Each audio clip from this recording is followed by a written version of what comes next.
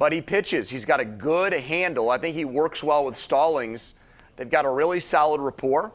Is he going to be able to keep this up? I don't know. I mean, I would be surprised if his ERA is this low all season. But I think of their, this season for the Pirates, they've had 2 success stories in their rotation, JT Brubaker and Tyler Anderson. And Tyler Anderson most likely will be traded. Brubaker's part of their future, at least they want him to be, but I don't think that's any surprise if that happens. There'll be other guys traded. This team now is bringing in a bunch of people. We've seen Kai Tom. What is your take on him? He had some nice numbers in AAA. A Rule 5 guy's got to be on the roster, and I'll tell you what, Derek Shelton's not afraid to put him out there, batting him third yesterday. I mean, he's one of those guys who has potential.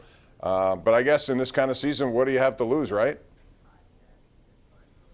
Yeah, I really, of the guys they've brought in to kind of fill the gaps in the outfield as they wait for some of their players to come through the minor leagues, like Travis Swaggerty, for example, who's a former first-round pick who's at AAA right now and just got his minor league season started, Bob.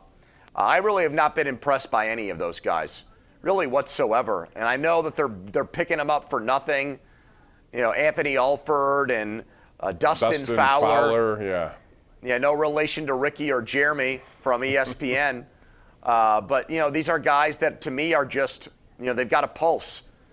They're filling spots in the lineup. And, you see that and you think, well, here's a team that probably wouldn't mind finishing near the bottom of the standings to give themselves a good pick in next year's draft. I think that there's I think that the proof is in the pudding. I think if they really wanted to win this year, clearly they would have done better in the free agency market and the trade market and got some guys who were ready to play today. Instead, Bob, they got to pick up these outfielders off the scrap heap. Yeah, and they do that, and they're trying to figure out who can be part of their future. We'll see. I also want to talk about the number 1 pick coming up, and there's a lot of debate about what the Pirates may do. We'll do that when we come back, Andrew. Also get into the Penguins and the Islanders. It is a best of 7, which we think will begin on Sunday, and we have the NFL opener to talk about, at least the opener when it comes to the schedule. We're going to find out who plays whom.